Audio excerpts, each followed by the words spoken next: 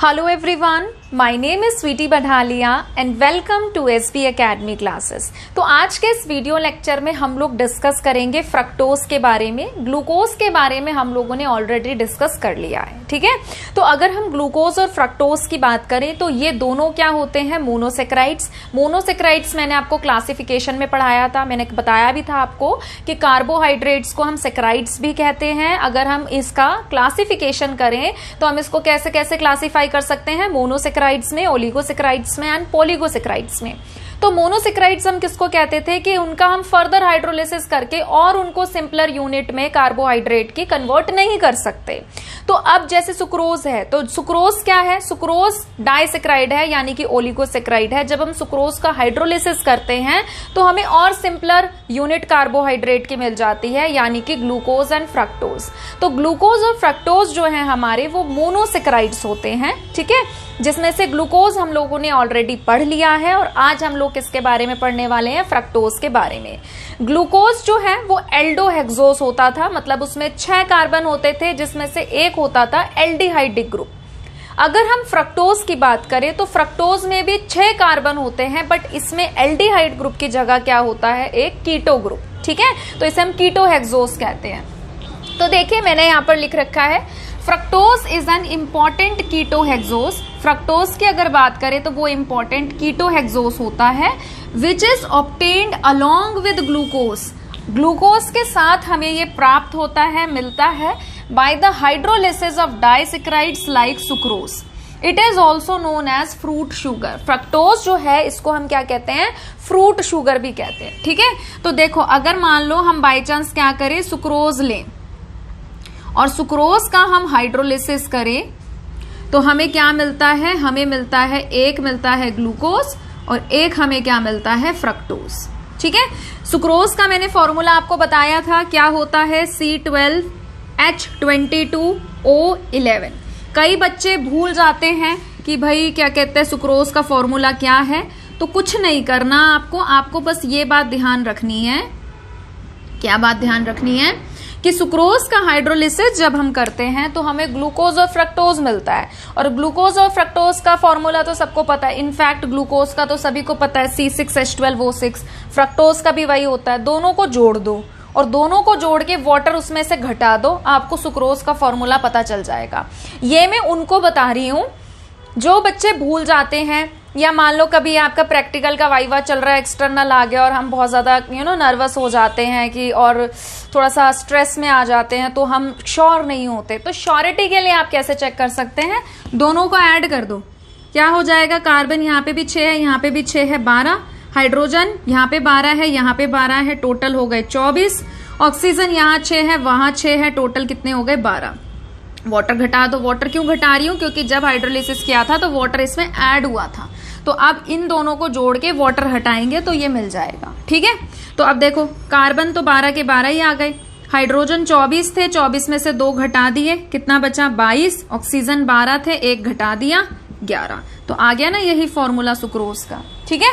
तो सुक्रोज का हम लोग जब हाइड्रोलिसिस करते हैं हमें ग्लूकोज और फ्रक्टोज मिलता है। आज हम लोग फ्रक्टोज के बारे में पढ़ रहे हैं, ठीक है। तो इतनी बात क्लियर है, इसको नोट कर लो अगर आप करना चाहते हो तो।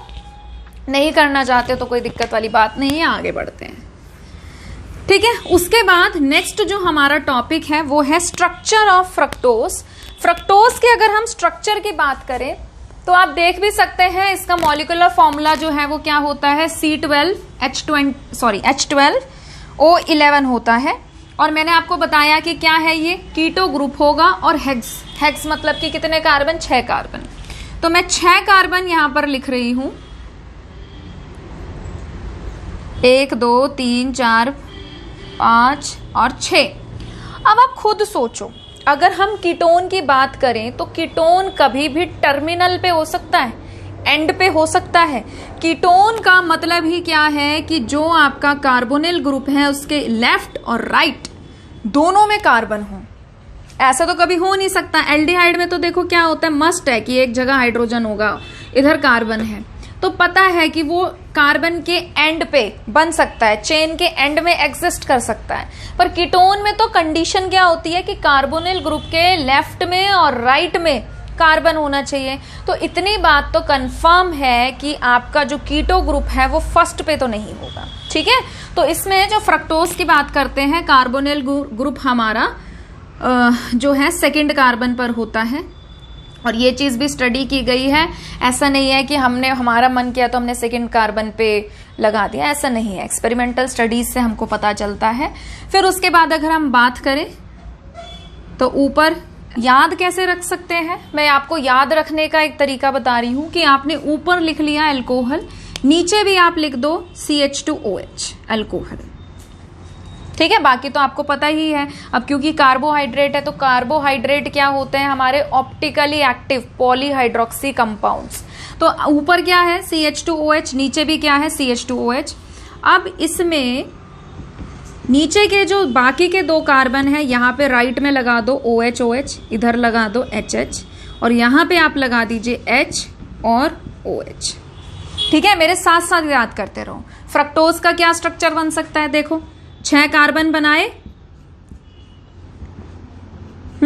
सेकंड कार्बन पर कीटोन लगाया, पहले कार्बन पर CH2OH लिखा, लास्ट वाले कार्बन पर CH2OH लिखा, नीचे से जो 2 कार्बन थे उनमें हमने राइट में OH लिखा और फिर हमने लेफ्ट में OH लिखा, ठीक है। तो आई होप आपको स्ट्रक्चर फ्रक्टोज का याद हो गया होगा, क्योंकि इतना तो मुश्किल ये है भी नहीं।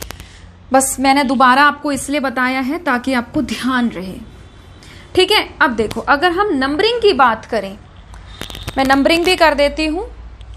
नंबरिंग की अगर हम बात करें तो ये है आपका फर्स्ट कार्बन, ये है सेकंड कार्बन, ये है थर्ड, फोर्थ, 5 और 6, ठीक है। क्लियर है। अब ध्यान से देखो, मैंने आपको डी और एल नोटेशन सिखाई थी, और मैंने आपको क्या बताया था, डी और एल नोटेशन के लिए आपको क्या ढूंढना है, आपको ये चेक करना है कि पहली बात तो ये कि एसिमेट्रिक कार्बन है भी या नहीं है, ठीक है। तो जैसे ग्लिसरल्डिहाइड की अगर हम बात करें तो उसमें एक ही एसिमेट्रिक कार्बन होता है, बट अगर हम ग्लूकोज और फ्रक्टोज की बात करें तो इसमें तो बहुत सारे कई सारे आपके एसिमेट्रिक कार्बन होते हैं। और एसिमेट्रिक कार्बन की पहचान क्या है, ऐसा कार्बन जिसपे 4 अलग अलग ग्रुप लगे हो, ठीक है। तो अब देखो ये वाला कार्बन तो एसिमेट्रिक है ही नहीं, ठीक है। क्यों? क्योंकि इस पे 2 हाइड्रोजन सेम आ गए। हमें कैसा कार्बन चाहिए, हमें ऐसा कार्बन चाहिए जिसपे चारों क्या हो, अलग अलग हो ग्रुप। इस कार्बन की बात करते हैं। इस कार्बन पर देखो एक क्या है H, इस कार्बन पर एक क्या है OH, इस कार्बन पर एक क्या हो गया CH2, और इस कार्बन पे एक क्या हो गया, ये पूरा का पूरा ग्रुप। तो ये हो गया एसिमेट्रिक कार्बन, जिसको मैंने स्टार से रिप्रेजेंट कर दिया। सेम इस कार्बन का देखो, इस कार्बन पर एक है H, एक है OH, एक है आपका ये ग्रुप, और दूसरा क्या है आपका इस कार्बन पर ये वाला पूरा ग्रुप। तो इस पे भी चारों ग्रुप अलग हो गए, एसिमेट्रिक। इस कार्बन की बात करो, इस कार्बन पर एक H है, एक OH है, एक ये ग्रुप है और एक ये नीचे वाला ग्रुप है, ये भी क्या हो गया, एसिमेट्रिक। ये हम देखते नहीं, क्योंकि कार्बन कैसा होना चाहिए, कार्बन होना चाहिए sp3 hybridized. Carbon single bond बनाना चाहिए, carbon should not be sp2 hybridized. Double bond वाला नहीं देखना है, सिंगल बॉन्ड वाला देखना है। तो ये तो वैसे हट गया कैटेगरी से, और ये इसलिए हट गया क्योंकि इस पे 2 हाइड्रोजन आ गए, सेम सेम हो गए, ठीक है। तो हमारे पास इसके अंदर हमें 3 एसिमेट्रिक कार्बन देखने को मिल गए। अब आप ये देखो, एक से ज्यादा जब एसिमेट्रिक कार्बन आ जाए तो नीचे से जो पहला पड़ रहा है, ठीक है, लोअर एसिमेट्रिक कार्बन जो है उसमें देखो OH कहां पर है। तो लोअर एसिमेट्रिक कार्बन में OH किस साइड पड़ रहा है, राइट साइड। तो हम इसको क्या लिखेंगे, D। अगर लोअर एसिमेट्रिक कार्बन में OH इधर की साइड होता तो हम क्या लिखते, कैपिटल L। इतनी बात क्लियर है। तो हमने लिख दिया D, क्योंकि लोअर एसिमेट्रिक कार्बन में OH राइट साइड था। उसके बाद जो हमारा फ्रक्टोज है ये लीवो रोटेटरी होता है। ये कैसा होता है, लीवो रोटेटरी कंपाउंड। अब लीवो रोटेटरी कंपाउंड मैंने क्या बताए थे, बताओ। ऐसे कंपाउंड, ऐसे ऑप्टिकली एक्टिव कंपाउंड जिसके अंदर से जब हम प्लेन पोलराइज लाइट PPL को पास कराते हैं तो वो क्या करता है, प्लेन पोलराइज लाइट को लेफ्ट में अगर रोटेट कर रहा है तो लीवो रोटेटरी कहलाता है, और राइट में अगर रोटेट कर देता है, इन द राइट डायरेक्शन अगर रोटेशन हो जाता है तो डेक्स्ट्रो रोटेटरी कहलाता है, ठीक है। तो ये जो है लीवो रोटेटरी है, मतलब कि लेफ्ट में रोटेट कराता है प्लेन पोलराइज लाइट को, और हम लीवो रोटेटरी को स्मॉल l या फिर माइनस से भी रिप्रेजेंट कर सकते हैं। तो मैं यहां पर लिख रही हूं माइनस फिर उसके बाद हम क्या लिख सकते हैं, फ्रक्टोज। ठीक है, वीडियो को पॉज करिए, इसे नोट करिए प्लीज।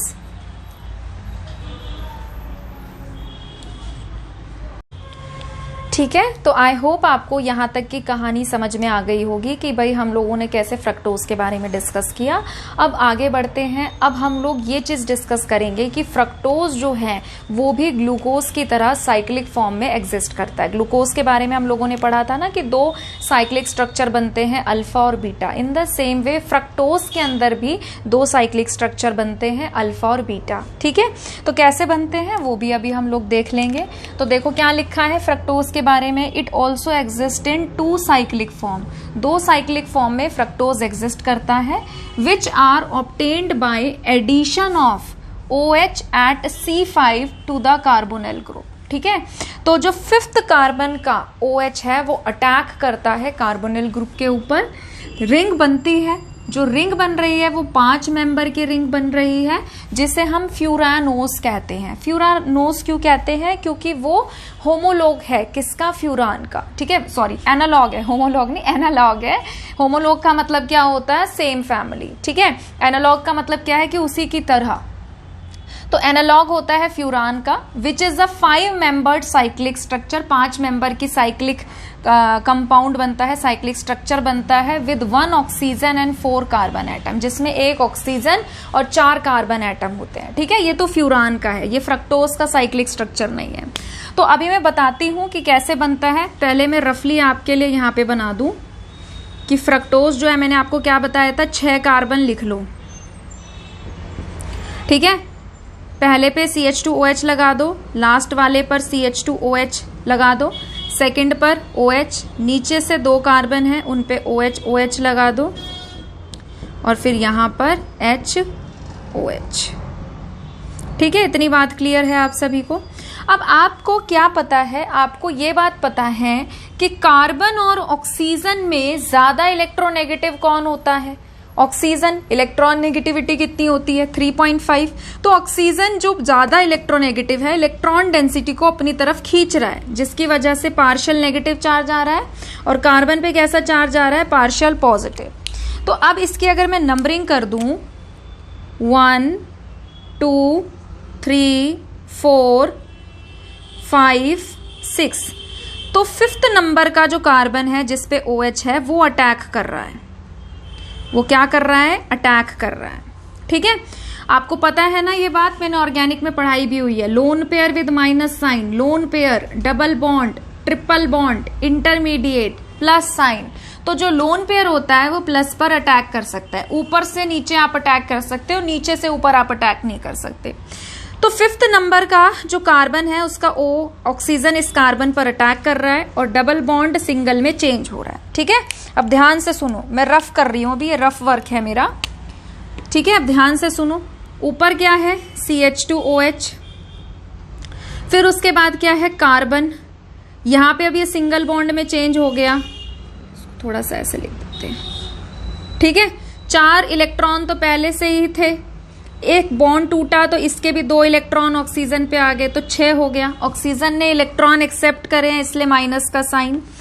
फिर उसके बाद इस ऑक्सीजन ने अटैक किया इस कार्बन पर, तो इस ऑक्सीजन को मैंने लिखा। अब इसने लोन पेयर डोनेट करके कार्बन के साथ बॉन्ड बनाया है, तो प्लस साइन। एक पेयर अभी भी बच रहा है और एक H बच रहा है। फिर उसके बाद मैं लिख रही हूं 3rd कार्बन को, जिसकी कहानी ऐसे ही चल रही है, उसमें कोई चेंज नहीं आया है। 4th कार्बन को मैं ऐसे लिख रही हूं, इसमें भी कोई प्रॉब्लम नहीं है। 5th कार्बन में मैंने यहाँ पे सिर्फ H लिखा है, और बाकी का ये बॉन्ड ऑक्सीजन के साथ इस कार्बन का बना हुआ है। ठीक है, और फिर उसके बाद 6th को मैं एज इट इज लिख रही हूं। इतनी बात क्लियर है? ओके, अब इस ऑक्सीजन पर नेगेटिव है, इस ऑक्सीजन पर पॉजिटिव है। आपको पता ही है, कोई भी एटम अपने ऊपर चार्ज लेना प्रेफर नहीं करता है, सारी चीजें क्या रहना चाहती है, न्यूट्रल। और नेगेटिव तो चलो फिर भी ऑक्सीजन है, इलेक्ट्रोनेगेटिव एलिमेंट है, बर्दाश्त कर ले। प्लस तो वो कतई बर्दाश्त नहीं कर सकता, उसके नेचर के अगेंस्ट है। तो क्या होगा, ये आपस की सहमति से कि भाई ये स्टेबल हो सके, यहां से ये प्रोटॉन एब्स्ट्रैक्ट कर लेगा, इस बॉन्ड के इलेक्ट्रॉन आ जाएंगे इस पर वापस। ठीक है, तो मैं इसको लिख रही हूं कि इस तरीके से यहां पर आ गया है H, और इस पे आ गए इलेक्ट्रॉन वापस। अब ये जो चीजें हैं ना, ये दो ग्रुप CH2OH और OH, ये कैसे एग्जिस्ट कर रहे हैं, उससे अल्फा बीटा साइक्लिक फॉर्म बनती है। मैंने आपको ग्लूकोज के में भी बताया था, अगर OH राइट में है तो अल्फा, अगर OH लेफ्ट में है तो बीटा। यहां पे भी सेम चीज चलेगी, ठीक है। तो अब मैं अरेंज करके दिखा रही हूं, लिख के दिखा रही हूं, नंबरिंग कर दूं ताकि आपको थोड़ी सी आसानी रहे। जैसे ये आपका है first, second, third, fourth, fifth, sixth, तो मैं सेकंड नंबर का कार्बन बना रही हूं। अगर इस सेकंड नंबर के कार्बन पर OH ऐसे है, ठीक है, राइट में है, और लेफ्ट में है CH2OH, तो इसे हम कहेंगे अल्फा। इसे हम क्या कहेंगे? अल्फा, ठीक है। बाकी का मैं ऐसे ही बना रही हूं। थर्ड है OH, फिर OH, H, फिर ये वाला कार्बन आ गया हमारा। अब ये कार्बन जुड़ा हुआ है इस कार्बन से ऑक्सीजन के थ्रू, ठीक है, और इधर क्या है इसके? H है, और लास्ट में क्या है? CH2OH है। तो अब इस कार्बन पे OH कहाँ आया है? राइट में आया है, तो हम इसे क्या कहेंगे? अल्फा। इसका नाम क्या चलेगा? इसका नाम चलेगा अल्फा, क्योंकि OH राइट में है। फिर उसके बाद मैंने आपको क्या बताया था? लोअर एसिमेट्रिक कार्बन देखते हैं जिसमें OH अगर राइट में होता है तो वो क्या होता है? D, तो D लिखा। फिर ये लीवो रोटेटरी होता है तो मैंने लिखा माइनस। फिर उसके बाद हम इसको क्या बोलते हैं? यहाँ पे लिखा भी हुआ है फ्यूरानोज। फ्यूरानोज इसलिए नाम दिया गया है क्योंकि फ्यूरान का एनालॉग है, और साथ ही साथ क्या है? ये फ्रक्टोज है, ठीक है। तो इसका नाम बनता है फ्रक्टोफ्यूरानोज,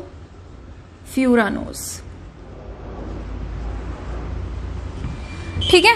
और अगर बीटा की बात करें तो बीटा में क्या होगा? ये OH कहाँ आ जाएगा? लेफ्ट में आ जाएगा। तो बना दूं मैं फटाफट, फिर आप वीडियो को पॉज करके इसे ड्रॉ कर सकते हैं।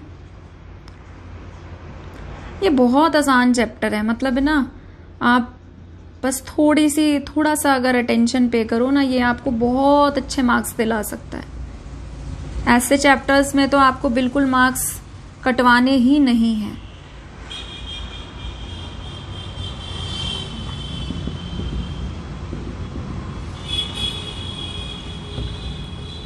ठीक है, इसका क्या नाम होगा? अब OH इसमें लेफ्ट में है, बीटा, तो इसको क्या नाम लिखेंगे? बीटा D माइनस फ्रक्टोफ्यूरानोज, ठीक है। वीडियो को पॉज करिए, इसे नोट करिए प्लीज।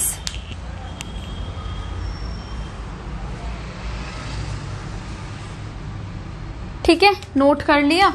तो ये जो हमने स्ट्रक्चर्स बनाए हैं या सीखे हैं ना, इनको हम बोलते हैं फिशर प्रोजेक्शन। इनको क्या कहा जाता है? Fischer projection. बस मैंने आपको समझाने के लिए कार्बन कार्बन दिखा दिए हैं। जब फिशर प्रोजेक्शन बनाते हैं तो हम कार्बन ना दिखा के ऐसे लाइन खींचते हैं, ऐसे, ठीक है। तो क्या बन जाएगा? ये बन जाएगा फिशर प्रोजेक्शन। इन्हें हम फिशर प्रोजेक्शन कहते हैं। मैं बस इसलिए कि भाई आपको समझ में आए कार्बन कार्बन बना रही थी, तो आप इसको ऐसे लाइंस के थ्रू बना सकते हैं, ठीक है। बुक में आप देखोगे आपको मिल जाएगा, वैसे भी समझ में आ गया होगा आपको। अब हम लोग डिस्कस करेंगे इनका हेवोर्थ स्ट्रक्चर। हेवोर्थ स्ट्रक्चर डिस्कस करेंगे, वो भी बहुत आसान है, अब आपको पता ही है, ठीक है। ऑक्सीजन को मिला के देखो कितने कार्बन की रिंग किस पे बन रही है? 1 2 3 4 5, नंबरिंग कर दूं? 1 2 3 4 5 6। पर आप ये देखो कि रिंग किसके बीच में बनी, साइक्लिक फॉर्म किसके बीच में बनी? सिर्फ इसके बीच में। ये तो रिंग से बाहर है, ये भी रिंग से बाहर है। तो 1 2 3 4 5, ऑक्सीजन को मिला के 5 मेंबर की रिंग बन रही है। तो हम इस तरीके से रिंग को बना रहे हैं। पहले मैं अल्फा वाला बना रही हूं। ये भी बहुत आसान है, इसमें आपको बिल्कुल भी दिक्कत नहीं आएगी बनाते समय। आपको मैंने क्या बताया था, ग्लूकोज में भी बताया था, ये वाले को उठा लिया करो लेफ्ट साइड, लेफ्ट वाली साइड को लिख दो ऊपर। तो हो गया CH2OH ऊपर, राइट वाले को लिख दो नीचे। फिर यहाँ लेफ्ट में क्या है OH, लिख दो ऊपर, राइट वाले को नीचे। फिर H है लेफ्ट में, यहाँ लिख दो ऊपर, OH को लिख दो नीचे। नीचे वाले को मैंने बताया ही था, इसको आप हमेशा कहाँ लिखोगे, ऊपर। तो ये हो गया CH2OH और H। तो ये आपका क्या बन गया, अल्फा डी माइनस फ्रक्टोफ्यूरानोज का हैवोर्थ स्ट्रक्चर। ये इसका स्ट्रक्चर है हैवोर्थ, ठीक है। इसका हैवोर्थ बना दे तो इसका हैवोर्थ भी बना दो, खुद ही बना लो भाई। अब तो तुम समझ ही गए कैसे बनाना है। रिंग बना दो, लाइनें खींच दो, ठीक है। लेफ्ट में OH है, इसे ऊपर लिख दो, CH2OH राइट में है, उसे नीचे लिख दो। फिर यहाँ OH ऊपर, H नीचे, फिर H ऊपर, OH नीचे, फिर उसके बाद CH2OH नीचे है, इसको ऊपर लिखेंगे और यहाँ पर H। तो ये इसका बन गया हैवोर्थ स्ट्रक्चर, ठीक है। वीडियो को पॉज करिए, नोट करिए इसे प्लीज।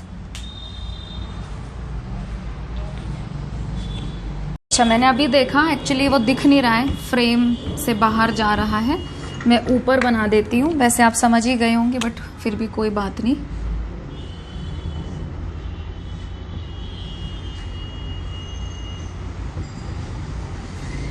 ठीक है, OH, CH2OH, OH, H, H, OH, CH2OH and H।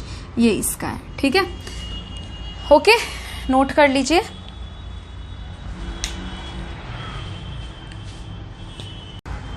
तो आज के लिए इतना ही। अगर आपको ये वीडियो पसंद आया है तो प्लीज इसे लाइक करिए, शेयर करिए, चैनल को सब्सक्राइब करिए। जल्दी मिलेंगे एक नई वीडियो के साथ। अपना ध्यान रखिए। Thank you.